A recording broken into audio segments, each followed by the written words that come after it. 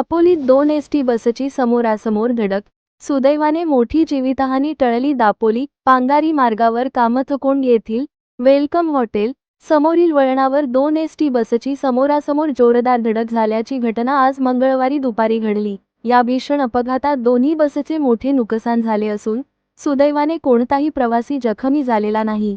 नेमकी घटना काय? मंगळवारी दुपारी पहाटेचे 3:30 वाजता दापोली आगारातून एसटी बस क्र.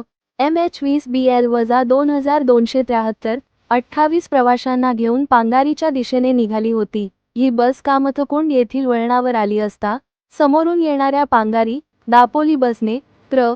MH20BL-3205 तिला जोरदार धडक दिली. या धडकेत दोन्ही बसच्या समोरील काचा फुटल्या असून बंपरचे मोठ्या प्रमाणावर नुकसान झाले आहे.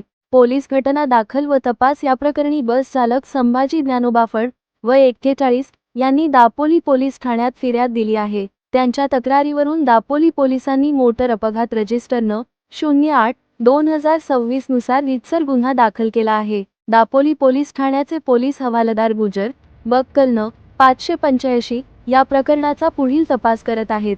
व्यवस्थापन अधिकाऱ्यांची प्रतिक्रिया. अपघाताची माहिती मिळताच एसटी महामंडळाच्या दापोली आगार व्यवस्थापन अधिकाऱ्यांनी घटनास्थळाची पाहणी केली.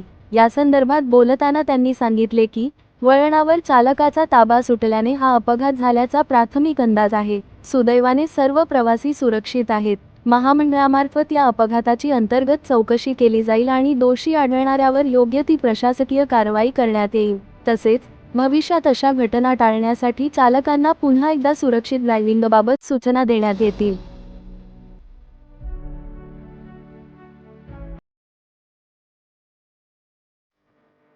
प्रतिनिधी वैष्णवी तांबे, विद्या न्यूज, दापोली.